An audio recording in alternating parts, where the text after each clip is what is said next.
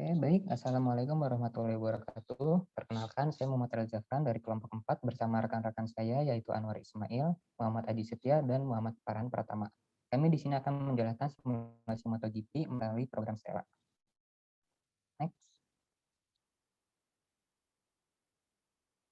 Oke, ini adalah sirkuit yang kami gunakan, yaitu sirkuit Ricardo Tormo di Spanyol. Basisnya adalah 2 lap, panjang lintasannya adalah 4.005 meter, dan jumlah tikungannya adalah 14. Next. Ini adalah analisis yang terkesannya, yaitu pada lintasan itu terdapat 14 tikungan yang ditentukan karena ada belokan pada lintasan yang menyebabkan pembalap mengalami perlambatan. Panjang setiap tikungan ini diukur melalui awal terjadinya belokan hingga lintasan kembali lurus. Lalu bagian lintasan selain pada belokan itu dianggap lurus sehingga pembalap mengalami percepatan. Next. Ini adalah jarak dari masing-masing tikungan yang diukur melalui program Google Maps. Bisa dilihat itu dari tikungan 1 sampai 14 itu ada jaraknya, yaitu berapa meter, bisa dilihat di sebelah kiri. Oke, next. Ini adalah pembalap yang ditinjau, yaitu Jorge Lorenzo. Oke, next. Lalu ini adalah perhitungan percepatan dan perlambatan. Percepatan yang terjadi itu sekitar 5,89 meter per second kuadrat, sedangkan perlambatan yang terjadi itu sekitar minus 8,66 meter per second kuadrat. Next.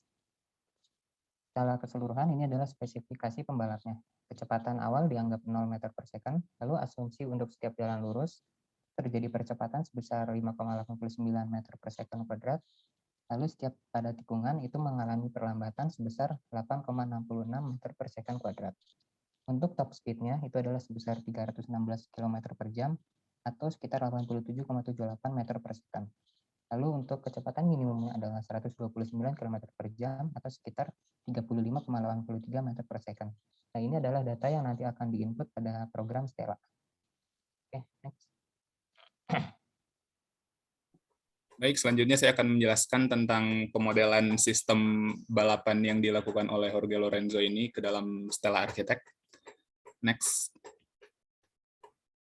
Di sini kita lihat ada dua sistem, yang di atas dan yang di bawah. Yang di atas itu merupakan sistem input-outputnya. Inputnya adalah percepatan dan outputnya perlambatan, sedangkan stoknya adalah kecepatan 2, dan yang di bawah adalah jarak. Yang di bawah stoknya jarak, dan inputnya adalah kecepatan 1. Di sini yang kalian bahas adalah stok, jarak, dan kecepatan awal. Itu awalnya adalah 0. Kemudian untuk inflow, di kedua sistem ini yang di atas ada kecepatan 1, yang di atas ada percepatan, dan yang di bawah ada kecepatan 1. Nah, yang pertama yang di bawah dulu ada kecepatan 1. Di sini digunakan jarak maksimumnya itu 12.000 meter, itu dianggap sebagai jarak lintasan 2 lap hingga pembalap berhenti, yang mana itu merupakan perkiraan kami. Kemudian untuk percepatan di sini kami menggunakan program jika kecepatan 2-nya itu kurang dari top speed-nya, dan di mana pembalap itu melewati jalur-jalur yang pelurusan, artinya pembalap tersebut akan mengalami percepatan yang sejumlah 5,89 ini. Dan jika kecepatannya itu lebih dari 87,78 dan juga tidak melalui pelurusan, maka pembalap itu tidak akan mengalami percepatan, atau disebut sebagai else 0. Next. Kemudian untuk outflow, di sini outflow-nya adalah perlambatan di sistem yang di atas. Dan di sini dideklarasikan jika kecepatannya itu lebih dari 35,83, yang artinya lebih dari kecepatan minimum, dan ketika pembalap ini melewati jalur-jalur tikungan, maka pembalap tersebut akan mengalami perlambatan. Di sini perlambatannya dituliskan sebagai 8,66, dan jika ternyata kecepatannya itu kurang dari minimum kecepatannya dan tidak melalui tikungan, maka pembalap tersebut tidak akan mengalami perlambatan. Next. Berikut adalah hasil masing-masing grafik variabel. Di sini ada grafik jarak dan kecepatan terhadap waktu. Kemudian ada grafik kecepatan dan perlambatan terhadap waktu, dan grafik kecepatan dan percepatan terhadap waktu. Di sini kita lihat masing-masingnya itu ada saling berkaitan satu sama lain yang akan dibahas secara lebih detail di slide selanjutnya oleh teman saya.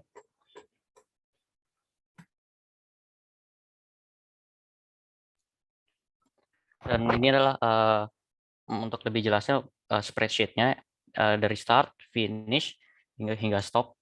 Dapat dilihat di sini finish pada kurang lebih jarak 8.016 meter dan stop pada jarak 8.363 meter.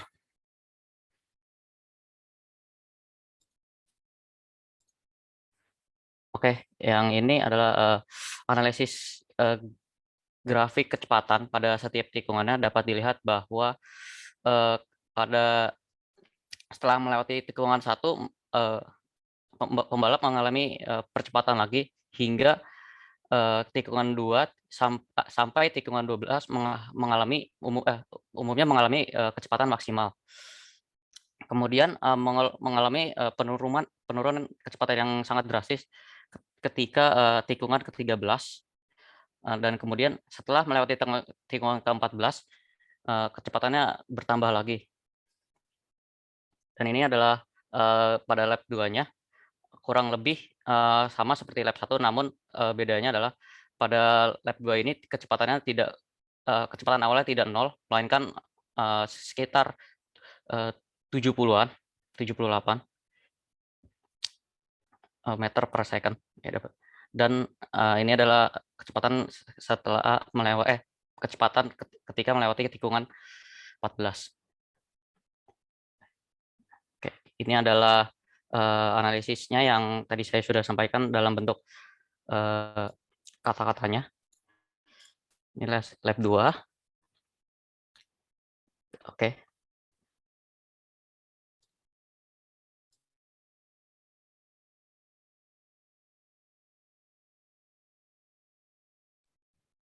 Ya, kemudian berikut adalah kesimpulan dari presentasi kami.